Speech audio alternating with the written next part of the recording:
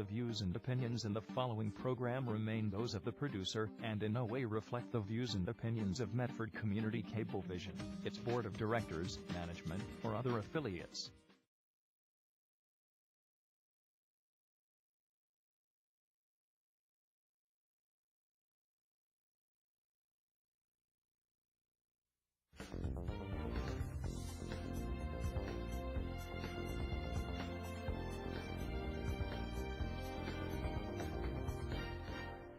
Hello there, my name is Harvey Alberg. I'm Ron Delucia. And we're the Money Managers. And welcome to our show. It always amazes me that we arrive here and I look at Ron and say, what do you want to do? And he says, I don't know, what do you want to do? And we end up not getting everything done that we want to do. Before we begin, though, I do want to say hello to a couple of people. Carol and Slick is recuperating. My mother and father, they're recuperating. And my aunt and uncle who live upstairs, they're recuperating. So everyone's sick and everyone is recuperating. I'm glad they're recuperating and not un-recuperating, if there is such a word. Tonight we have a good show. Wait a minute, I have to say hello to someone. Oh. I'm waiting.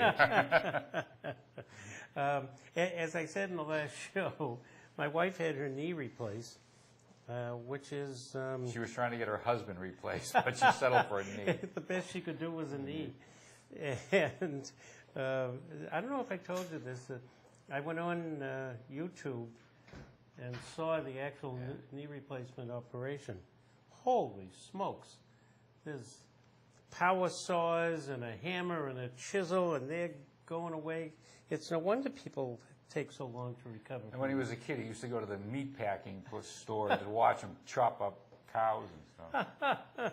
Why would you want to watch that, Harvey? Well, you know, I wanted to make sure that I understood what was going to happen to her. And then when I saw her, I went to her and I said, you know what, this is going to be a piece of cake.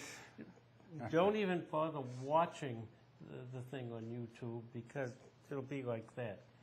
Thank God she didn't look at it. Anyway, she had this incredible physical therapist from Medford VNA. Oh, they're great organization.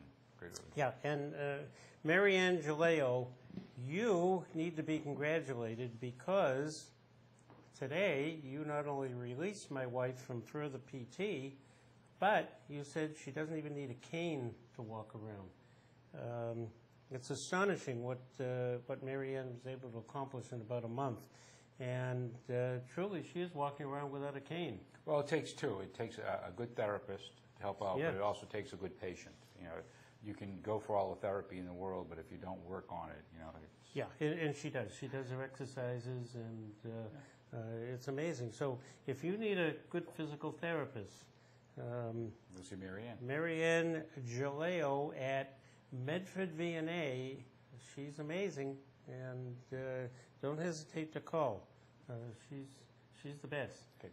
All right, now, you were going to say something. Tonight, we have a good show. We're going to talk about retirement and a lot of items in retirement. And coincidentally, the Wall Street Journal last Wednesday, the 5th, put out a section called Making Your Retirement Assets Last. And here it is, I'm sure, you know, the... You look like the Ziggy Bush show. I know, reading a newspaper. I can't do it like Ziggy, though. He's much more talented at doing that than me. But I'm sure the library has a copy of it. But it talks about a number of things, especially, you know, making your assets last and the idea that what people thought about 10, 15 years ago, or while you were working, you know, in your 30s and 40s saving for it, it doesn't necessarily mean it's true right now. Mm-hmm. And I equate that to the fact that when I grew up and the lottery first started, there was a gentleman at the top of the street, and I won't give his name, but he hit the lottery for $100,000.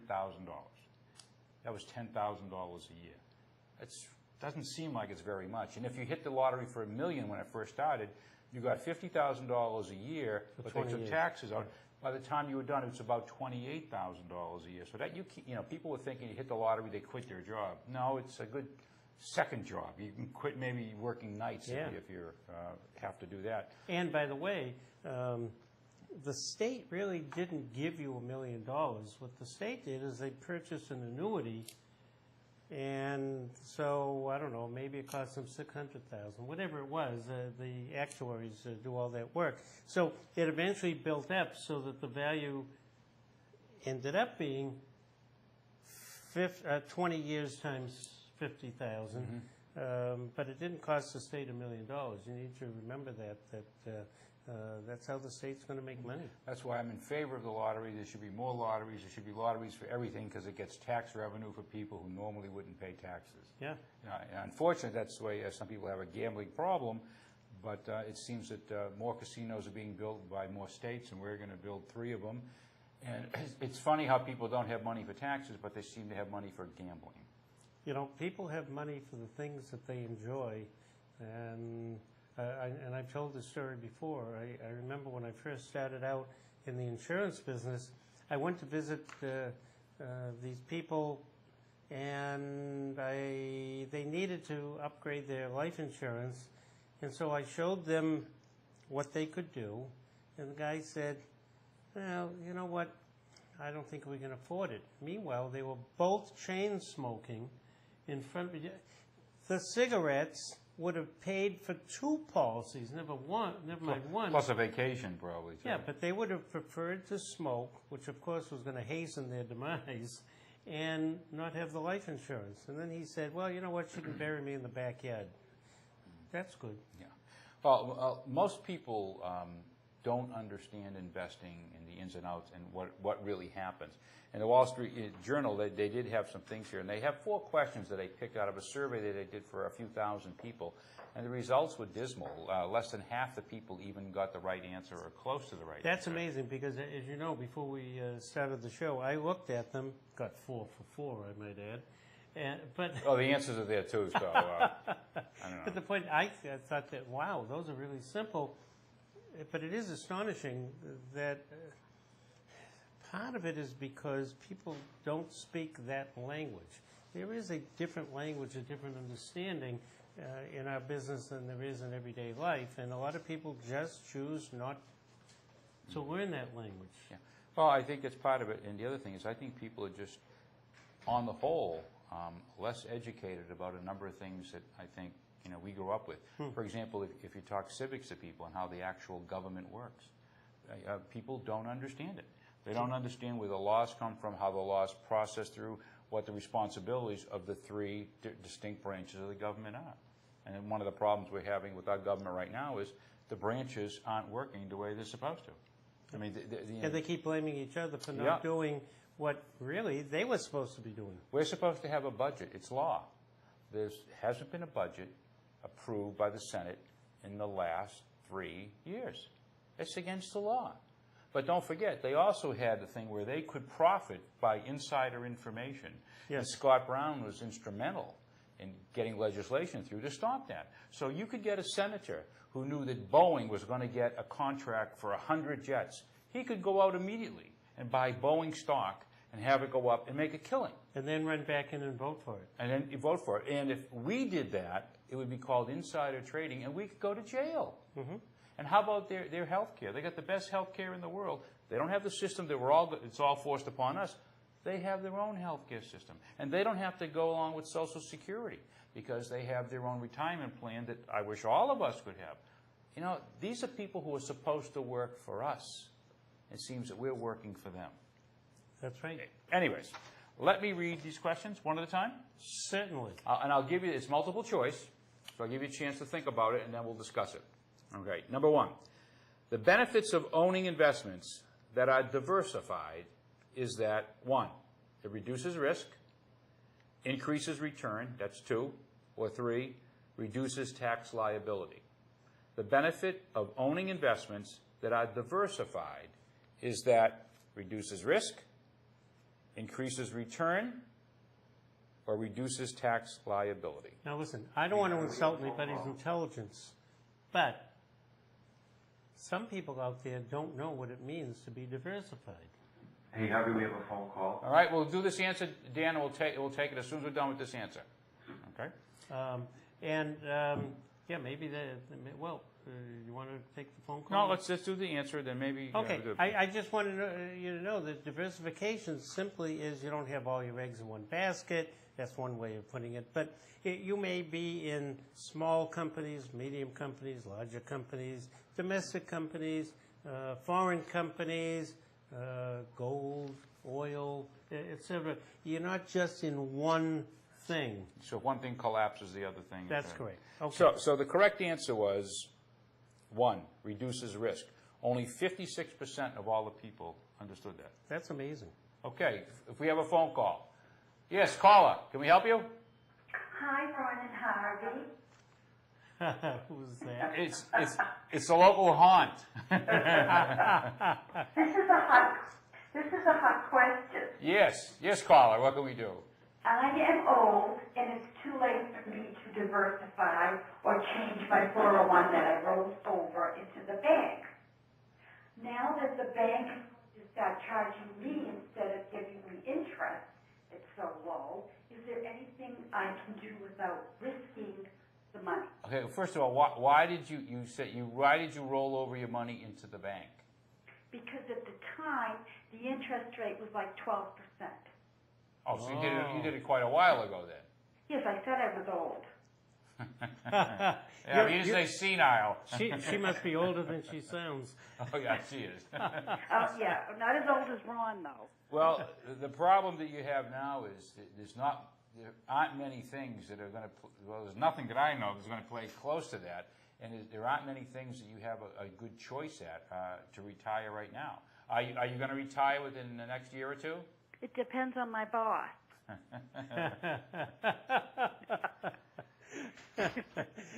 Right now, I don't. You may retire tomorrow. You may want to consider going tomorrow, yeah.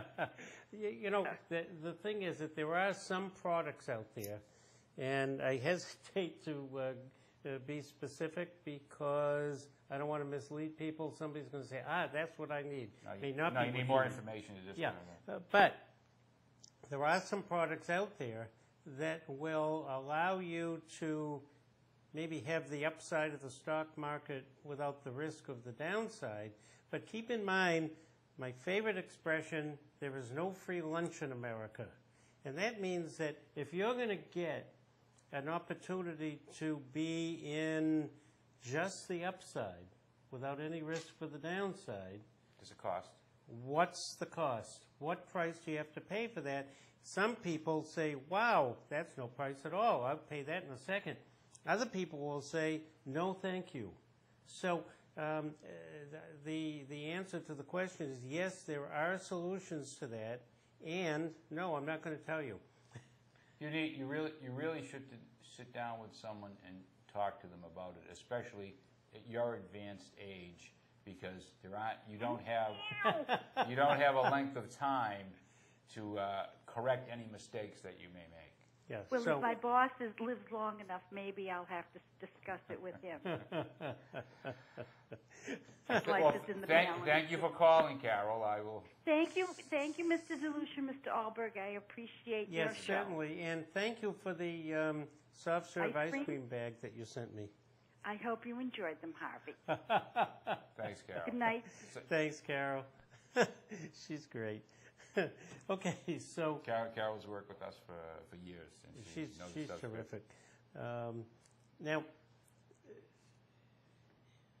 that was the first. I'm astonished that only 56%. Right. Let's try the next question. Next question.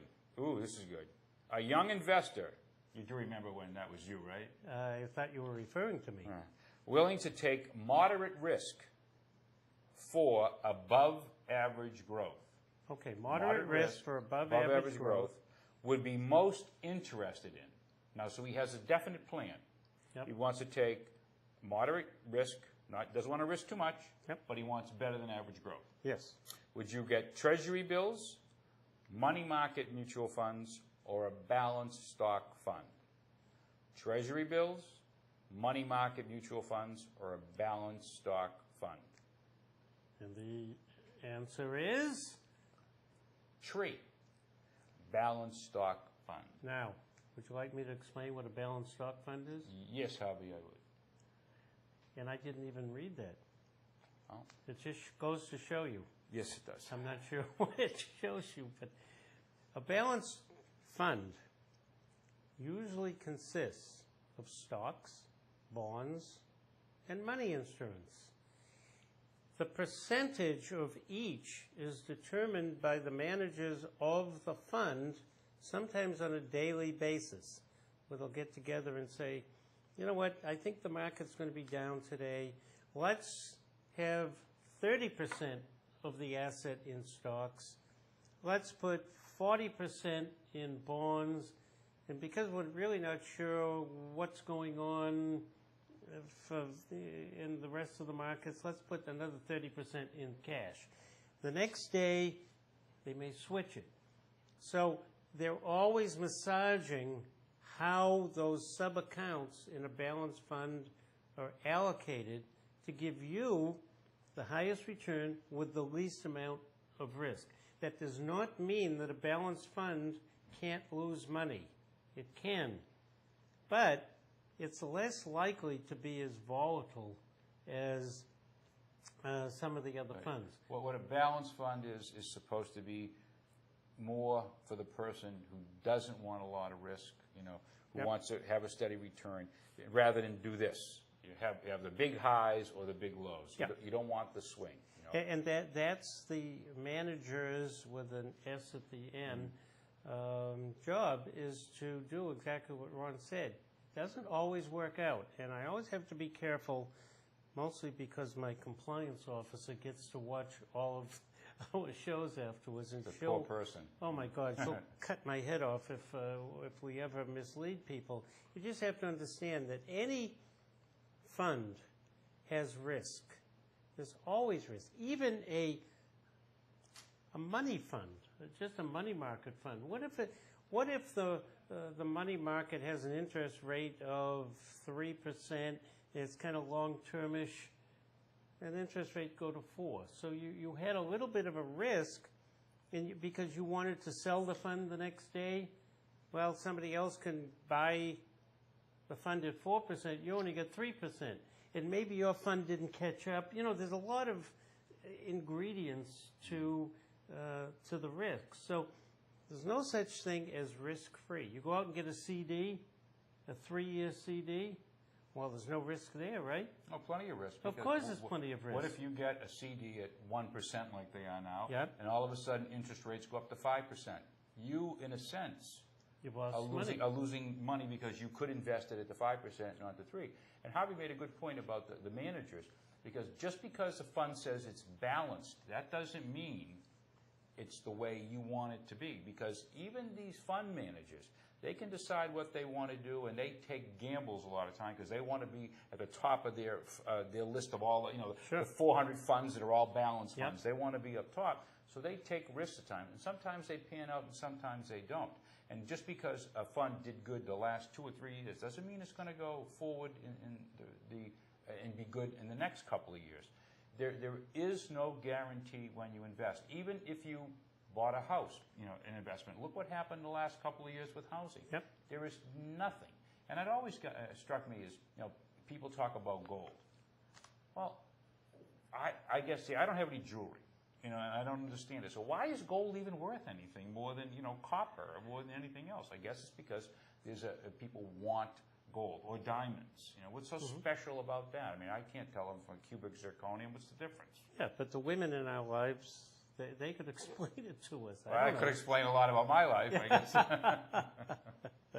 So, okay, go to question number 3. Well, just an interesting thing is 37 of the survey respondents got that correct.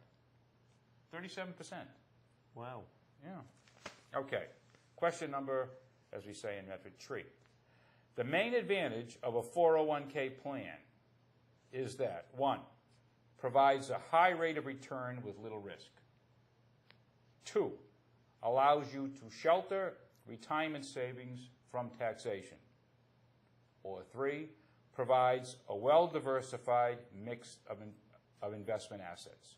So, main advantage of a 401k, provides high rate of return, little risk, allows you to shelter retirement savings from taxation, provides a well-diversified mix of investment. 59% of respondents got this right, and of course the answer is 2, allows you to shelter retirement stuff. Because a 401k, you could put it in all these different funds. Some of these funds could be extremely risky. Some of them could be less risky but less return. It doesn't guarantee you. What a 401k does is a vehicle just for taxation purposes. What you do with the money, you're allowed to invest it in all sorts of things. Where the heck is the... 3 would have been a possibility. It says 3 provides a well-diversified mix of investment assets. If your company has a 401k that has like 30 different funds that you can invest in, that gives you the opportunity to be diversified. But risk-wise, who knows? And from company to company to company, you may have some good funds in this 401k, some not so good funds here. You may not have the kind of advice available to you to specifically make your decisions based on what your needs are for today and tomorrow. So it's kind of, if somebody had said 3, it's a possibility, but the purpose of the 401k is to have a portfolio that gives you a tax deduction when you invest, and it grows it tax deferred until you take the money. So that's the real purpose. And for those who don't understand that language, let's say you had $100, right, and you invested it and you got $100 back. If you didn't have it in this and came back in a business or it was interest in the bank or whatever, you would pay income tax on that money. So while it's in the 401k, that $100, instead of being reduced by, say, $30, so you only have $70, that full $100 stays there. Now that $100, that accumulates interest too. So if you just left it in the bank to accumulate and you had to pay income tax on that money, that would all be reduced. Whereas in the 401k, it grows. And that's the beauty of having these 401ks, that over the course of 30 to 40 years, the compounding interest it goes crazy. Now, an interesting thing was, before interest rates went down to where they are now, when they were around 5 or 6%, if you took $2,000 and you put it in a 401k or an IRA, and you were 22 years old, and you put it in for 8 years and stopped at age 30, you would have invested $16,000, and you got that 5, 6, 7%, and you stopped. And you had a friend who started at 30, and they put it in $2,000 a year until they were 65. They would have put $70,000 in. You would have put $16,000 in. You would have more money than them at all times, because compound interest was paying more than the $2,000 a year by the time they were making their deposit. So if you're young, if you're in your 20s, and I have a niece who's in her 20s, and I got her started very early, because if you put money away now, you really don't need to put much away when you're older, because you've built up an awful lot, and that compounding is what really gives you it's Would you mind if I added something? Not at all. Wow, you're such a generous person. I'm a gentleman. Yeah, well, let's just stop at generous.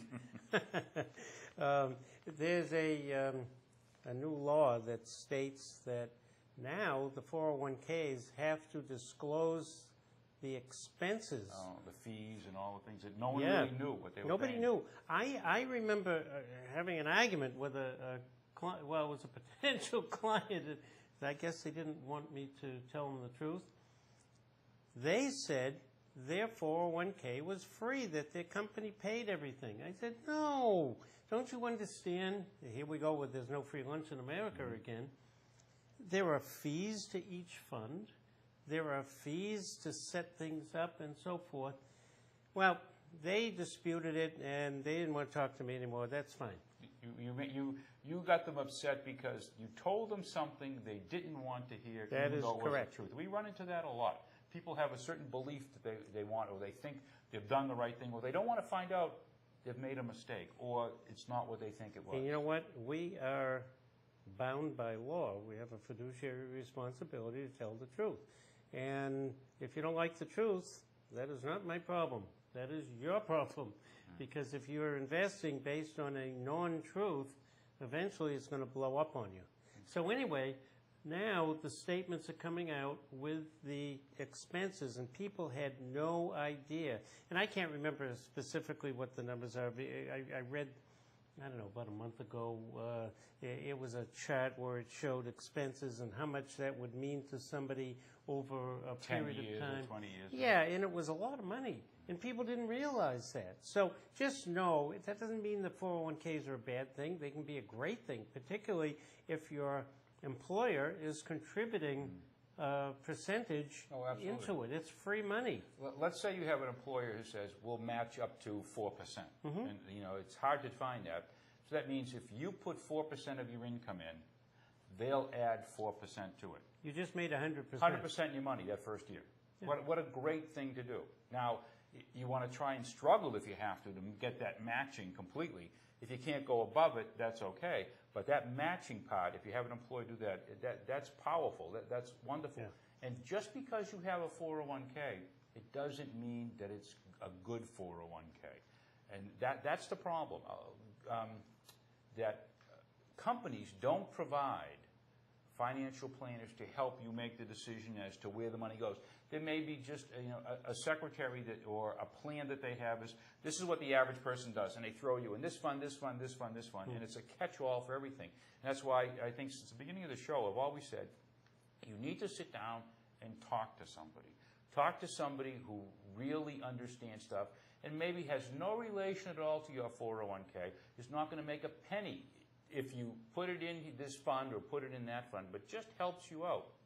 And if you need references or referrals for that, you can call the station. I'm sure we can come up with some names. And the other thing is that the trustee is really the company that holds the money, and like let's say a Fidelity or whatever.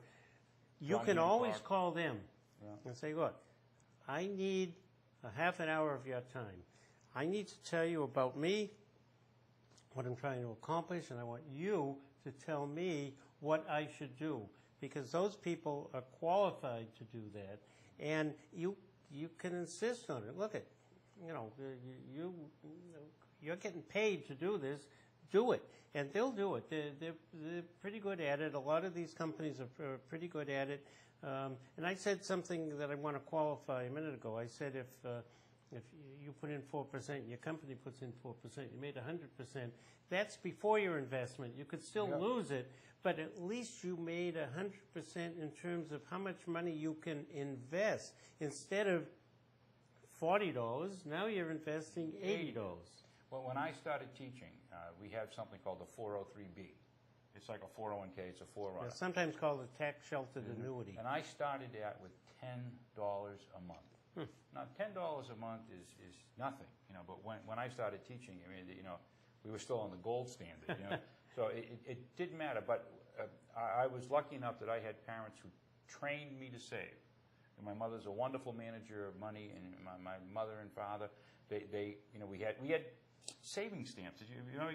You go to school, it was 25 cents, and you got a stamp book, and you got $18.75, you got a savings bond. Yep. So, it was every Tuesday, I think, we went in there and you brought your money in, and I'd get a stamp, and I collected these bonds over the course of the year. So I'm trained to save, and I can honestly say that all you out there, if you were to leave $10 a week or take it out of your paycheck, would your life change? And the answer is probably not.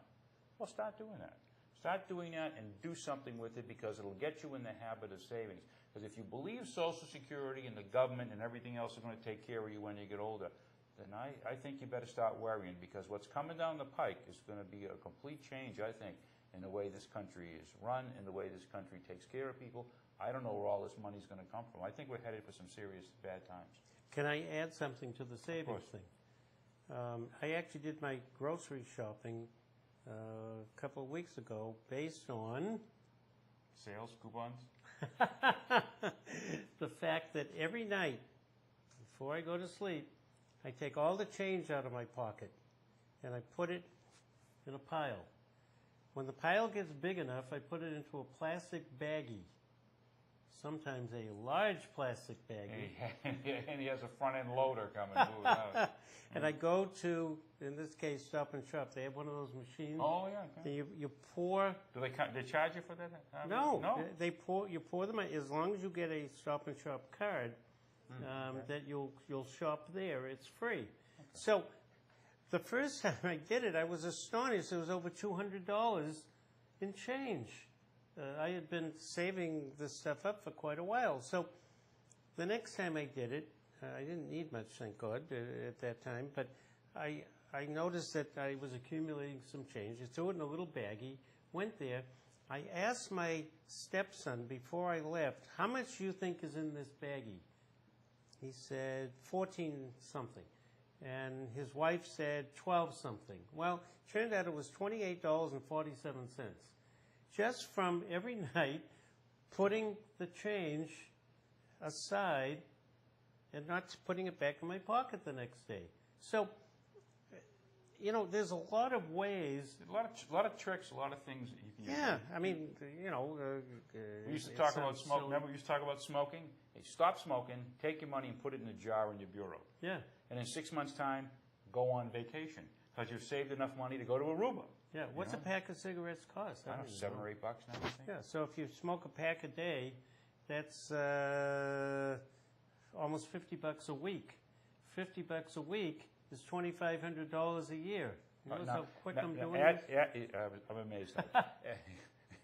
add that to spending. I never forget the first time I went to Starbucks. The person in front of me ordered something. It was $4.95 for a cup of coffee, and I just so that was people. The last time you went there? Yeah, you know, I go and I'm very simple. I say small black coffee. And they sort of look at me. They don't know. You what don't to do. talk grande and whatever. No, I don't. I still don't know what those names were, and I don't want to know. I want a small cup of coffee. I don't care what you call it. But you know, if you're spending $3 or $4 for a macchiato or whatever it is, or something, and that happens a couple of times a day, and then you're eating out. By the time you're done, you're spending $20 a day, and you wonder why you have no money. You know, make a peanut butter and jelly sandwich. Take the money and put it aside. Maybe you want a car. I mean, over the course of a month, that's hundreds of dollars that you could save in simple ways. An interesting exercise is to get a little notebook and write down every single penny that you spend. What you bought a pack of gum, you bought a coffee, you had to take the bus, you had to buy gas, whatever it is. And after a week, you look at it and you say, I wonder what I could cut out.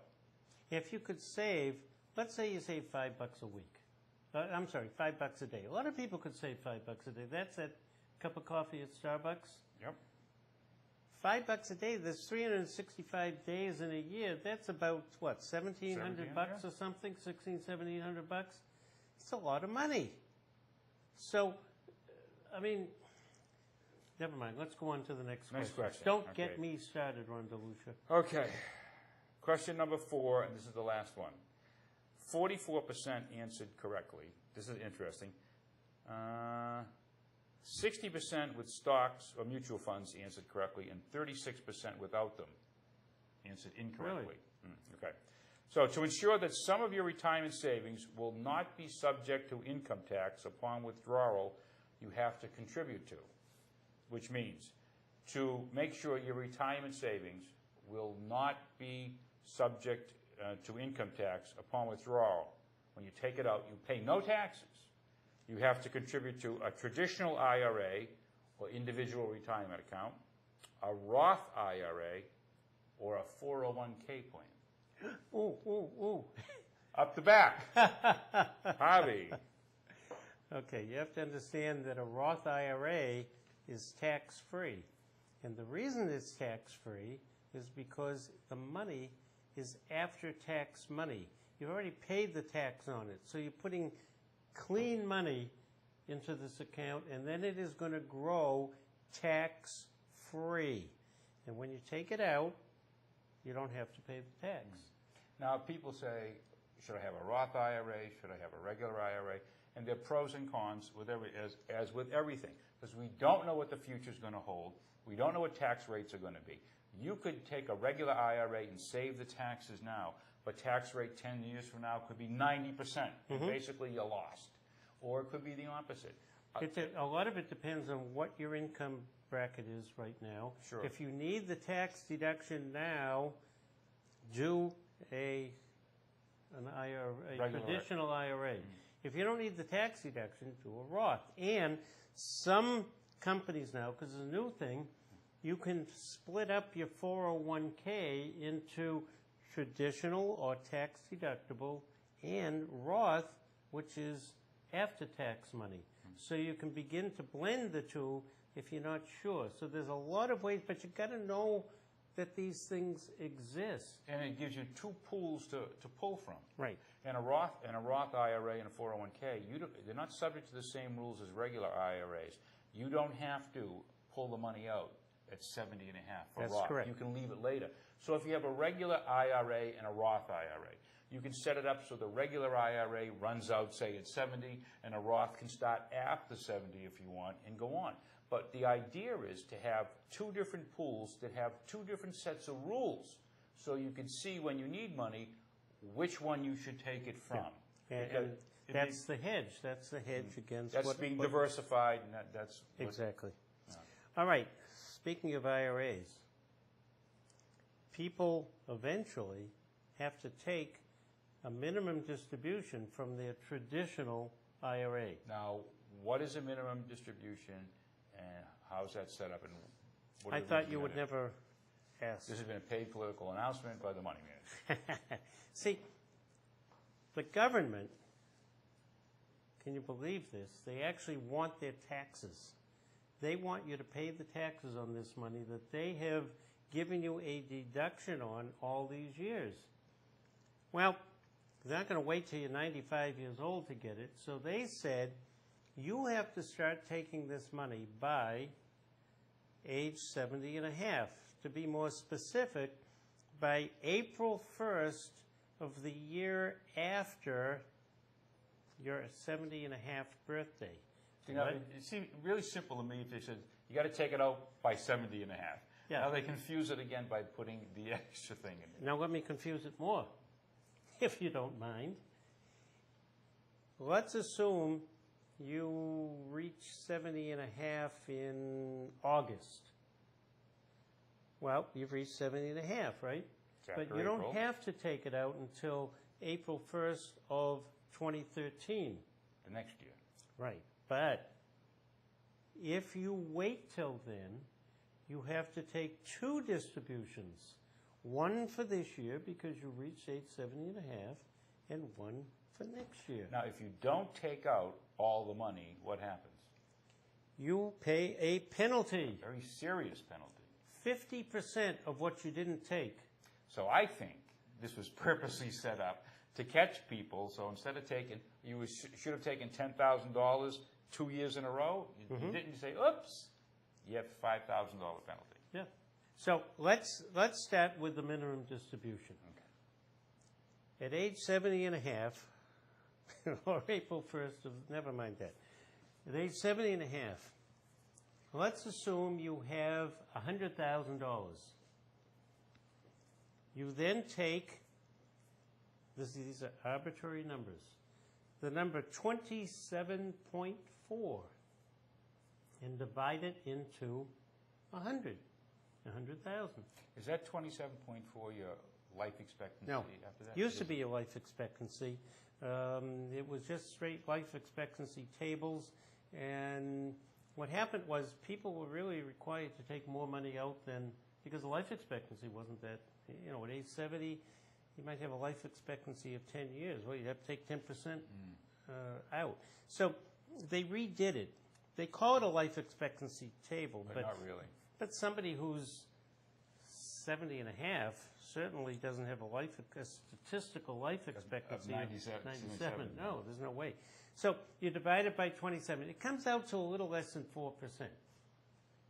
Each year, as you get older, that number decreases. Let's say you're 80 years old.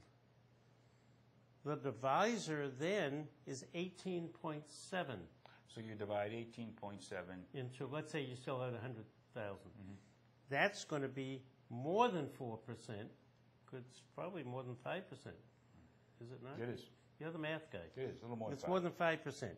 Let's say you're, I'm looking for an even one, but it's not going to be easy. Well, you got up to 114, Harvey. Let's try that one. Okay, let's say you're 114 years old, and you have the 100,000. The divisor is 2.1. That means you got to take 50,000 out. Yeah. So, if you don't carry this around with you, I know you don't. So who's responsible for telling you? Well, whoever the trustee is, whoever has the money will tell you. they will always send you a notice letting you know that you have to take X amount out. All right, so we already said that you must take your first minimum distribution by April 1st of the year following your 70-and-a-half birthday. Now, let's say you're into it now, and you're 73, 74, whatever. The law requires your trustee to notify you by January 31st of the beginning of this next year what your minimum distribution is. That you must take out by April 1st. That's, well, no. That April 1st is only for the first year. You got to take it out by December 31st of that existing. Very good. And it's based on the value at the end of the day on December 31st of that previous year. That's why they can't give it to you until January 31st. But you don't have to take it in January, February, March. As long as you take it by December 31st of that year, you're okay. And if you're a mutual fund or something, it could fluctuate the value, and they figure it out. But it doesn't matter. You see, a lot of people think, oh, my God, it just went down. Now what's that going to do to my minimum distribution? It doesn't do anything because it's locked in. Whatever that number was, December 31st, that's what you take. And so that's important for people to understand. So there's a table which very simply will tell you what you need to take. Now, what happens if you have an IRA with Company A and an IRA with Company B and an IRA with Company C? Do you have to divide each one of them by 27.4 and take 3 distributions? Well, I would say, yes, you do, or no, you can take out of one of them, but I would think you'd have to take them out of 3. Okay. Go to the back of the room. Go to the shame corner. You can take one. You add them all up. And take it out of 1. You can take it out of 1, 2, or 3. It's your choice. As long as the total that comes out of your IRA equals your minimum distribution. So let's say, I'll give you an example. Let's say you've got one account, it's not doing so good. And 2 of them that are really doing great. You don't want to touch these. Go to the first. Go to the first one. Just grab the full amount out of that. Government doesn't care. They know that you have X amount of money in an IRA. Remember, IRA is the tax treatment of the money. They don't care what it's in. Yeah, a lot of people. As long as you send in a check for the total amount. A lot of people think an IRA is the vehicle. Like I invested in an IRA. No, the IRA is the wrapper. What you do with the IRA, whether it be at a bank, whether it be a mutual fund, a money market fund. It can be in real gold. That's right. You can buy gold and have it be your IRA. Right. So people don't understand. I sometimes get into conversations with, particularly with new clients, and I'll say, what is this account here? That's my IRA. What's it in? It's my IRA. Wait a minute. No, you don't understand. I need to know where the money is. It's in my IRA. They don't understand that it could be in a CD, it could be in a money market, it could be in a mutual fund, it could be in stocks, it could be in a brokerage account, it could be in gold, all this stuff. They think IRA is the account name. It's not. It's just the tax treatment of the money. So just be clear on that. Now, so if you don't want to deal with all of this stuff, you could take your IRA, roll it over to an annuity which acts as an IRA. It could be an immediate annuity where you set up to get a monthly check to what you want. And you can devise it just about any way you want. You could have money said, I want it to run out in 5 years. I want it to run out in 10 years. I wanted to make sure I satisfy these requirements. That's the key. You have to make sure that it's going to satisfy the requirements. And once you set it up, then you don't have to worry about it anymore. But most trustees will notify you each year, and they'll take care of that for you. And by the way, if there's a mistake, and you're able to prove that the trustee made a mistake, they won't charge you that 50% fine.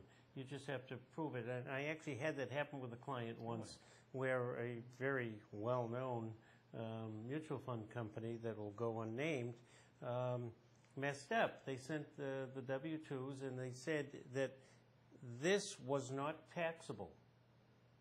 And so the gentleman didn't pay it. Why would you pay it? It's not taxable. And the IRS said, that's taxable. That came out of your IRA. And so he showed it to me, and I actually had him make an appointment with X company. I drove him down there, and I said to the guy that met with us, you fix it. And then I looked at him and I nodded my head. I said, you will pay any expenses, including an amended tax return, won't you? And he said, oh, yes, we'll take care of that. And he never had to pay the fine. He never paid for his accountant to do the amended return, and everything was fine. That's how it should be, you know. Yeah, I mean, that's what we do. That's why you need an advisor, whether it's me or somebody else. What happens, Ron Delucia, if you inherit an IRA from your spouse? You don't happen to have one. Well, first of all, that would be rather difficult. I must have been asleep for the last 30 years. Well, you're asking me, you want me to give you an answer? Yes. Okay. I would think it would be transferred to your name. You would not necessarily have to pay taxes on it until you started to take it out. That's very good, Ron. You know, you're smarter than you look. Thank you. I probably have to be. Yeah, if it's a spousal IRA, you can simply change the name of the account, and it's not a taxable event. You simply, if we're married, God forbid. Although this is Massachusetts. That's right. So it's Ron's IRA. You know, I don't even know the answer to that. What if it's a gay couple? Should be married. Well, you know, well, what? No, because recognized it's in federal Massachusetts, law. but It's federal law. What about the federal? Yeah, I don't think you could do it. You know, I don't care what it is. I just wish it was the same everywhere. I know. Yeah, that's interesting. But I think because the IRS is a federal agency, unless it was federal law that gay marriage is legal, I don't think you could do it. So anyway, let's make believe. Yeah, since you brought that up, you know, the first gay couple that got married, we insured them out of our agency. Oh, no kidding. My brother did it, yeah. Oh, that's great. They're like every other married couple, they're since divorced. Welcome to the world. Yeah, to the real world.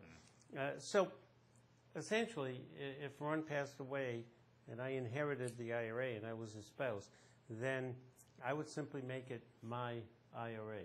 Now, you can do it like you're the beneficiary and so forth, but really, you don't want to do that stuff. You just make it your own IRA and so forth. If you're a non-spouse and you inherit the IRA, let's say I'm the son.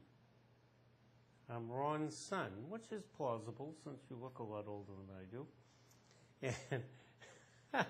And Ron predeceases me. That's a nice way of saying you kicked the bucket. Another way of saying you poisoned me one day.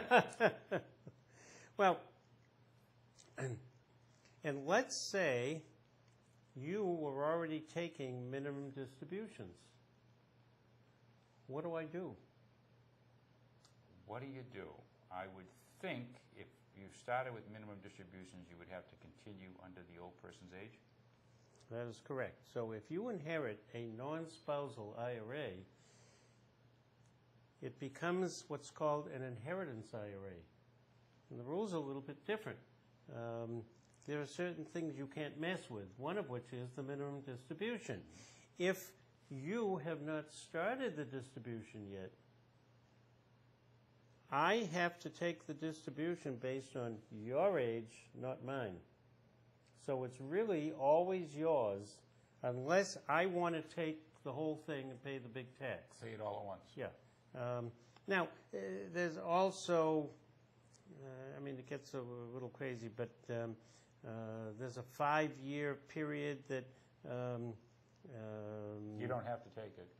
No, you don't have to take it for 5 years, but then you got to do something with it. So, so that's that. Let's see what other questions we have here. We know how it's calculated, and another question is, can you take more than your minimum distribution that's required of you? Of course. Sure. Now, would you want to? Depends. You How need much it. tax you want to pay? Yeah. What tax rate do you have at the time? Do you think that next year your tax rate will be lower? And can you get by this year with the minimum distribution and then next year take more? At what age can I start taking money from my IRA with no penalty? Ah, you have asked another good question, Ron. 2 in a row. You must wait till you're 59 and a half. When you, after, here we go with the half birthday again. God only knows how they came up with this stuff. I'm wondering, who came up with these numbers and, why these particular numbers? Well, it's no different than people wonder, how did we get 401k? That's like, must be a secret formula or something. No, it's IRS tax code 401 section K. That's all it is. 403B. It's section 403 subsection B. Well, how they came up with 59 and a half, God only knows. I would love to have said on that meeting. But you can start without a penalty at 59 and a half. After 59 and a half, you can take whatever you want. So if you were out of work at 60 years old, we'll say, you lost your job and you had a 401k or you had an IRA, you could go and take some money out of it for that particular year, maybe to help you through the year, and you wouldn't be forced to take it out the next year. That is correct. You can start it, stop it. Now, let me give you another bit of information that's not in my cheat sheet here. There are ways to take money out before you're 59 and a half. None of them are because it's pleasant, out of necessity. Well, there are some tax codes that allow you, let's say you're 52 years old and you need the money. You don't want to pay the penalty. You don't need like $100,000 a year. You just needed the extra money. I need $25,000. Well, you don't need that because it won't work. But let's say I don't need $25,000. Let's say you needed a couple of grand a year for whatever. Okay. I don't know. Maybe you wanted to go on a vacation every year, and you didn't have the extra money. What you can do, and I'm trying to remember the code. I think it's 12Q and 12T. One of them is for qualified money, and one is for non-qualified. But forget that. And an insurance company has to figure this out. It's a complicated formula. But essentially what they do is they take a statistical life expectancy and figure out how much you can take out of your IRA every year. And then they say, okay, here's the amount, $2,000 a year. You must take it for at least 5 years or age 59 and a half, whichever is longer. After that period, you can do whatever you want. So, let's say you're 52, and you can take $2,000 a year. And I said till 59 and a half or 5 years, whichever is longer. That means you have to take it until you're 59 and a half. Then you can stop, you can have more or less, doesn't matter, because the penalty is no longer there. And you pay no penalty on that money, but you do pay the income tax. That's correct. Now, let's say you're 56 years old. Remember, 5 years or 59 and a half, whichever is longer. This will require you to take the $2,000 a year until you are 61 years old.